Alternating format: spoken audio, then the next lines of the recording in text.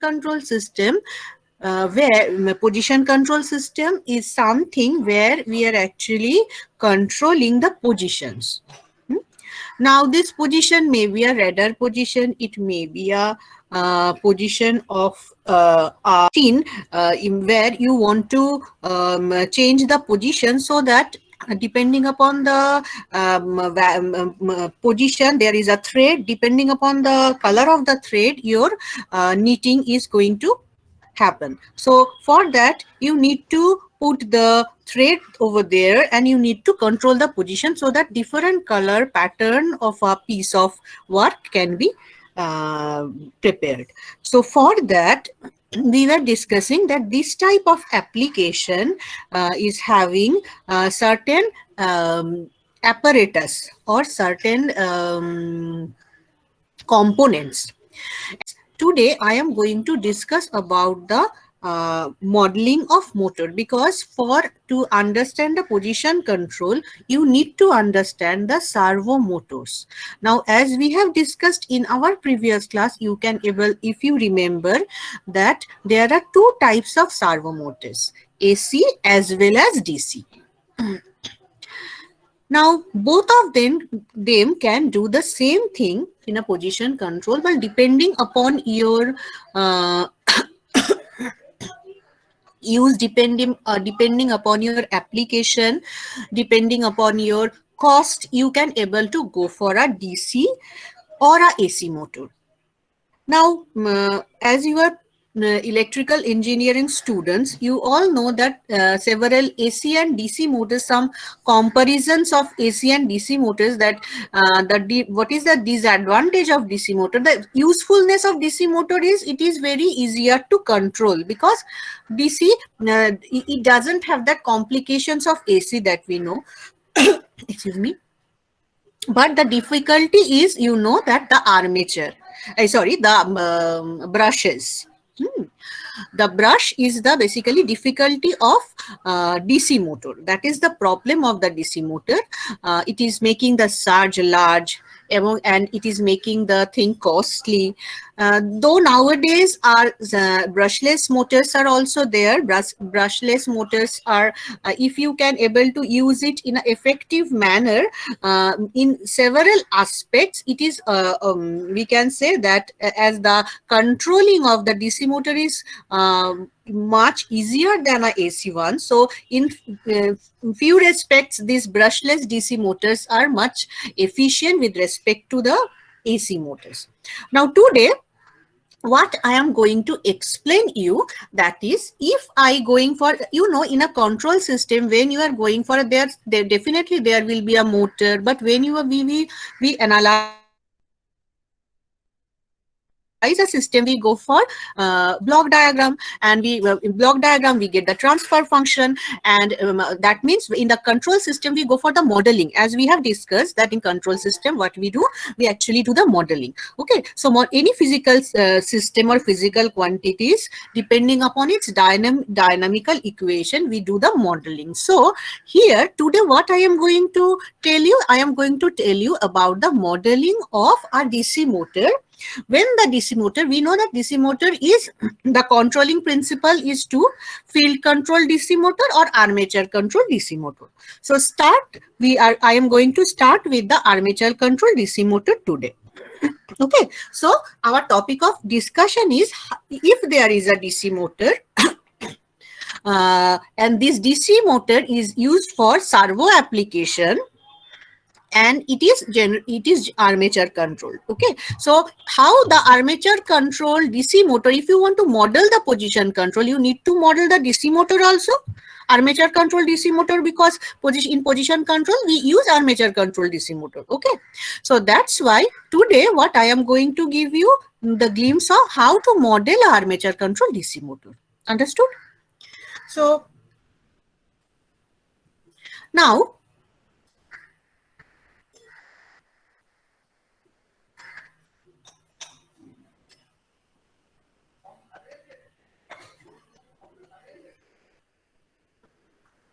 you all know this is basically the circuit of a DC motor. What we have basically now, if I just want to give a repetition how the position control is actually occurred. Now suppose here, though it is, I am taking it from a net, so it is giving you a generalized version of a load. Now what happens in a load, as I am taking for a position control, suppose this motor will rotate. Along with the motor, I want to, as I have given you a example in the previous class, suppose I want to move a spindle, and I want to move it from 0 degree to 360 degrees. So that means the maximum rotation of the spindle will start from 0 degree and it will rotate up to 360 degree. So maximum amount of rotation I can get for a spindle or a pointer, suppose like this. This will start and this will rotate up to this. Okay, one single circular movement. Now we know that a motor continuously rotates. When it rotates in a 360 degree much many times. That's why what we need to do, this load, the pointer load should be connected with a gear train arrangement. That gear train arrangement, what it do? Now that motion, it converts into, depending upon, it can able to convert it into a linear motion, or it can cover several times rotation, it can able to make it in a single term. So we need to, if I go for a position control, we need to go for a gear train arrangement also. So that I will discuss afterwards. But the thing is that this motor is connected to a gear train arrangement. Okay. Now this gear train arrangement is connected to our spindle, which can be able to rotate maximum up to 360 degrees. Suppose this is my spindle, it can able to rotate maximum up to 360 degrees. Okay.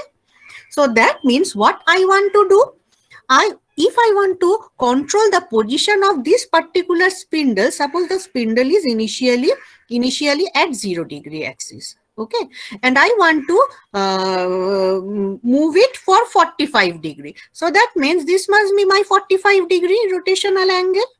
So for a particular, if I make the reference to 45 degree, if I set the reference to 45 degree, it automatically go to 45 degree. When it achieve the position 45 degree, the system automatically stops. This is the basic fundamental principle of position control. It is important because that means you can able to understand that this motor will not continuously run. It will start if the spindle, whenever the spindle achieves the reference value, this motor will stop. So the action of the motor is not continuous. It will running intermittently. Provides the electromagnetism. There is a magnetic field it creates. Okay. So when it is a armature controlled DC motor, that means the field flux must be constant. Phi is constant. The field flux, this field is producing must be constant. So this phi depends upon this IF. IF means current in field winding. So IF must also be constant, as it is a armature control motor. That means everything will be controlled by the variation of armature current, and the field will be constant. So this is the first assumption, that this is the field must be constant. Okay, we all know that. Now, when there is a field and when there is a current flowing through a electrical conductor, what happens? Which rule? When there is a field and when there is an electrical current passing through a conductor, that means it actually gives the condition of Fleming's left-hand rule. Okay, and as per Fleming's left-hand rule, the conductor within that field will now going to rotate, right? So that is basically the principle of motor. So now as we have filled and as I have given the supply, so this supply is providing a current. Suppose this current is IA, armature current. So current is flowing through this conduct. Armature, we know that it is nothing but a bundle of conductors. So the current is flowing through the conductor. The motors will now going to rotate. Now, when the motor is going to rotate, what happens? Generator action starts. That means there is a field. Okay, there is a field. And in that field, a conductor is rotating. In that field, a conductor is rotating. So that is the condition which has been asked by Fleming's right-hand rule. And what happens then? The conductor will get some amount of EMF within it. And that is here also we are getting. That means when this bundle of conductor start rotating within this magnetic field, across it some EMF generates. And that EMF, we know that it is known as counter EMF or back EMF because it is having the direction just opposite to the applied voltage depending upon Lenz's law. Okay, so that means this EMF is the back EMF which has been occurred due to this rotation of this armature controlled motor. So we can write now what is the EMF? If the speed of the motor is more, amount of EMF will be more because number of flux cut by the conductor is faster. Naturally, EMF will be more, just like any generator principle. So that means this EMF, this back EMF, if I write this back EMF as EB, then my EB, I should write it with this way, EB is basically proportional to the velocity of this motor. So velocity, angular velocity, if I consider the angular velocity as omega, then EB is basically proportional to omega. Okay, so this is the first equation we get for the modeling. So this is my first equation. Or I can write, if as it is a position control, that means the position is basically dependent on theta, value of theta. So I can also I know that there is a relation between position and angular position and angular velocity. So and if the angular position is theta, angular velocity is omega, we can write that omega is basically d omega d theta dt is basically omega. Okay, so I can also write that EB is proportional to theta dot. This I can also write. Okay, so this is the first part of the system equation that we required. We have derived that. Next, the next thing is, now when there is a back EMF, it is a closed loop. This is a closed circuit. Now we know if we go for mesh analysis, this is a simple mesh and the value is V and these are the drop. IARA and LDIDT is the drop.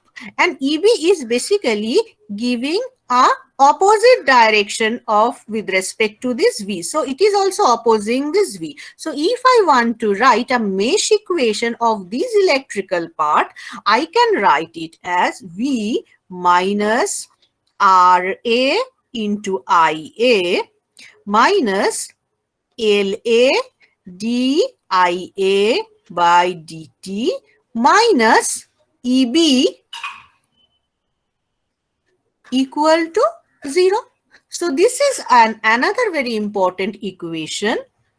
So I am taking it as the second one for this armature control model, armature control DC motor model. Okay. Now So we get, due to back EMF, we get these two equations. Now what happens in the next? As this armature is rotating, due to this rotation, it actually induces it induces the rotation of this pointer. Now this pointer is actually acting as the load. Okay, here this position control is done. This pointer is actually the load of this whole system. So that means when a load can move, when we are going to put some amount of torque into it, then only a load can move. Okay. So that means when a motor is moving, depending upon its torque, electrical torque is actually it is developing, and that electrical torque is actually going to the is equivalent to the mechanical torque, and that mechanical torque is actually making the spindle to move, helping the spindle to move. So this is the third point. So as per that, so what is the amount of electrical? So there is a requirement of torque. So what is the electrical torque developed by these motor? We know that for any motor electrical torque, T electrical is always proportional to phi into Ia. You know that phi is the flux and Ia is the armature current. We all know that. Now, as it is a field controlled, armature controlled motor, that means field is constant. So that means that electrical torque is basically proportional to Ia. So electrical torque is basically proportional to the armature current. Okay. Now, another thing you can able to understand that here, as for servo mechanism, we are actually following the, when we have done the model, I told you that we are going for static equilibrium. Static equilibrium. The mechanical system modeling we have done, we have following static equilibrium and D'Alembert's principle. So here also you can able to understand, here also we are getting static equilibrium because initially the pointer was at rest. After movement, it is also becoming at rest. Why it is coming at rest? Because definitely certain forces is actually against that. Then only it can come to rest, because the torque developed is actually diminished by that forces. That's why it is happening. So we can think that this is actually also a application of static equilibrium. Understood?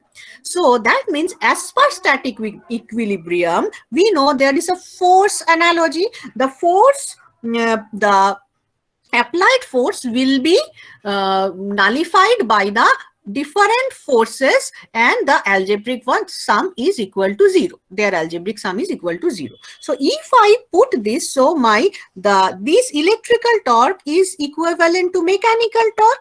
Okay, so this same torque, this Tm, this mechanical torque is actually applied to the load. Okay. আচ্ছা, তোমরা সবাই শুনতে পাচ্ছ? This torque Tm is basically the applied one.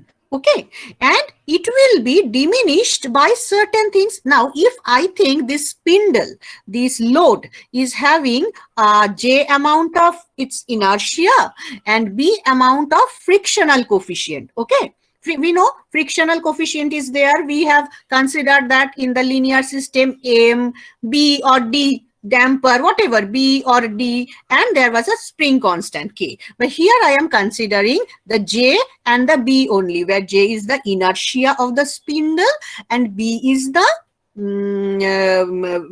frictional coefficient. Okay, so if I going to make the equation, this torque is basically will be diminished by these two factors. Okay, and so what is the, we know the equation is m d2x dt. So here what will be the x? X is theta. X is equivalent to here angular position. So I can write d2 theta dt square plus b And we know that it is B is basically dx dt. So it will be d theta by dt.